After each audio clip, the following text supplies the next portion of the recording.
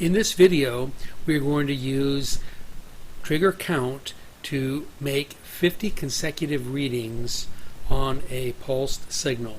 We're going to pick up a small amount of the signal before the pulse occurs, then we're going to pick up the leading edge and some of the pulse top. We'll do this by triggering the sensor at -5 dBm when the pulse occurs, and then we'll back up the measurement 50 milliseconds before we start taking the readings. These are the commands we're going to be setting to the sensor. First, we'll set a system preset default, so we put it into a known condition and get rid of any other custom settings that have been placed in it. Then we'll set the frequency. Then we'll set our averaging to 1 so that we get a fast unaveraged measurement.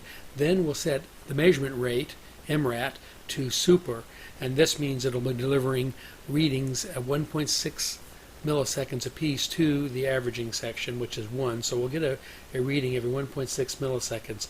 Then we'll turn off continuous triggering so that the sensor makes measurements when it's triggered, as opposed to just continuously making measurements.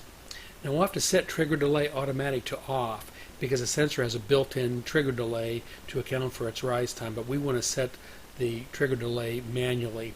Now since we want to go 50 milliseconds before the measurement, we'll set trigger delay to -50 milliseconds. We'll set the trigger source to internal next, and then we'll set the trigger level to -5 dBm. Our signal goes from -12.5 dBm to 0 dBm, so -5 will be a good level to set the trigger at. The trigger count needs to be 50. This will cause the sensor to return 50 measurements back to back, comma separated, after the trigger occurs. Following that, we'll issue the read and then wait for the trigger to occur and collect the readings. I've got the sensor up and running. I've got the interactive I/O up and running, and I've sent all the commands that we've talked about to the sensor.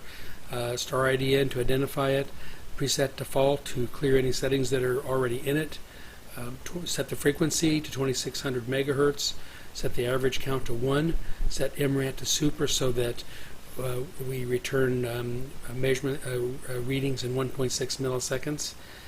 Set init continuous to off so that we can trigger the sensor manually. Set trigger delay automatic to off so that we can set our own trigger delay. I've set trigger delay to -50 milliseconds so that we'll get our measurements 50 milliseconds before the trigger occurs. I've set trigger source to internal so that we trigger on the signal itself, and I've set trigger level to -5 dBm because the signal is going from -12.5 to 0 dBm, so that's a good spot right in the middle. And I've set the trigger count to 50, so we'll return 50 consecutive averages after the read initiates and the trigger occurs. So here we go. The green bar is the time after the read is initiated, the measurement, until the trigger actually occurs. Now I'm going to copy this into the clipboard. I'm going to bring an Excel spreadsheet up. Import wizard. A delimited field, we're using comma separated values, not space. So now I'm going to finish it, and it pasted them in a row across the top, which is not my preferred system, but that's what it does. And we'll insert a scatter graph, and there it is. Now there's our 50 readings starting 50 milliseconds before the pulse. Since they're 1.6 milliseconds apart, the total measurement is of course longer than 50 milliseconds. But each of these dots is a reading, and each dot is 1.6 milliseconds apart. The trigger occurred when the power level reached -5 dBm.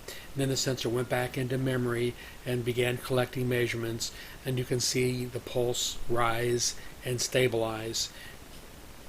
I've made this measurement using the interactive I/O application and the USB connection. However, you could just as easily make this measurement using option SPI and either the SPI interface or the I2C interface and connect directly to the sensor with no computer. You can use an FPGA or a microcontroller, whatever you'd like. Thank you for watching our video.